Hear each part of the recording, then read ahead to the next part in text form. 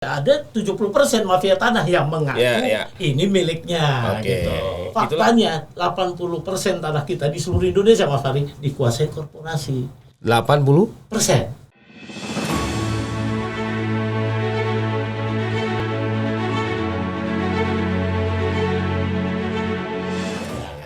Oke. Waduh, ini menarik sekali. Tapi kayaknya kita nggak cukup 2 hari ya kalau ngomongin soal mafia tanah. Ngeri sekali karena saya berapa kali juga ngobrol sama Pak Budi nih. Ada yang 30 tahun memperjuangkan haknya. Bahkan sampai ada yang dilanjutkan oleh anaknya karena ayahnya sudah meninggal.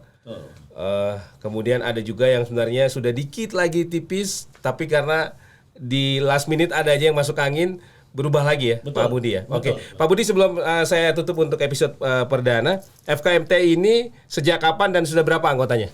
Nah, FKMTI ini berdiri di UI Salemba tanggal 20 Mei 2018. Oke. 20 tahun reformasi, Mas Madi. Sudah 20 tahun? Jadi kan 20 tahun reformasi itu pas tanggal 20 Mei. Oh, simbolnya itu. Oke. 2018. Oke. Nah, kita berdirinya di situ. Kalau anggota yang sudah masuk kurang lebih ya di atas 30.000. Oke. Tapi perlu, Mas Fadi, kami butuh tenaga dan kerja keras untuk betul-betul memastikan apakah mereka ini punya legal standing kepemilikan awal tanah. Oke. Tidak sembarangan ya. Jadi karena bisa juga menyusup mafia tanah.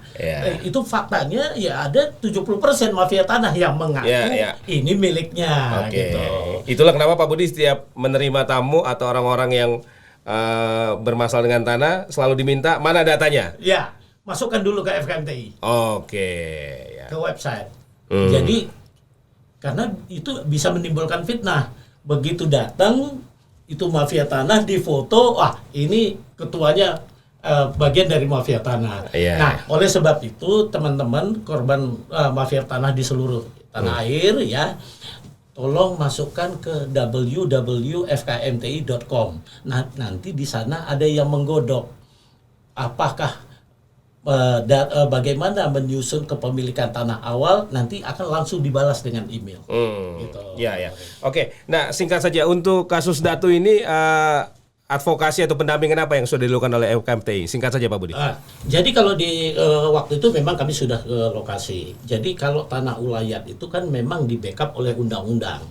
Baik di PP 10 maupun di PP 24 tahun tentang pendaftaran tanah maupun di Undang-Undang Pokok Agraria sudah diatur semua.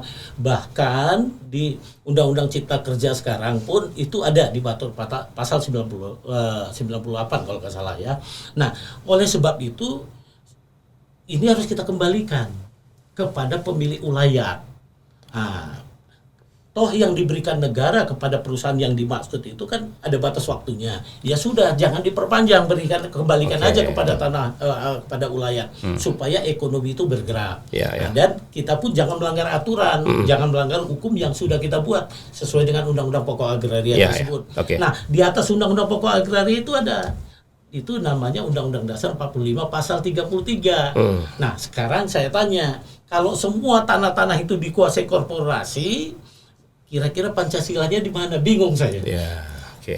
Ya, gitu.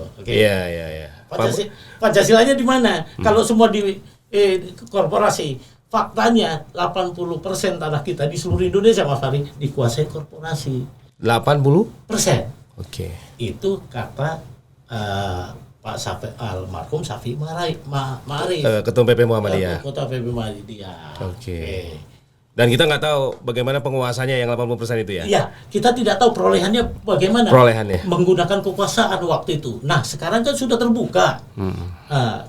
Korban-korban ini udah memegang jabatan nih kan. Sudah memegang kekuasaan sebagian, ya kan? Nah, ini kan harus kita potong mata rantainya. Kita kembalikan lagi kepada awalnya. Ya. Pak Budi kan termasuk korban juga ya? Korban. Sudah berapa tahun berjuang Pak Budi? Kurang lebih 12 tahun. 12 tahun. 12 tahun. Memang mau dibayar. Cuma saya pikir kalau saya dibayar, orangnya tidak disentuh oleh hukum, jadi nanti mau jadi apa negara? Jadi kalau ada pencuri, ketahuan dibayar, tidak ada penegakan hukum, berarti kita bukan negara hukum, negara bayar.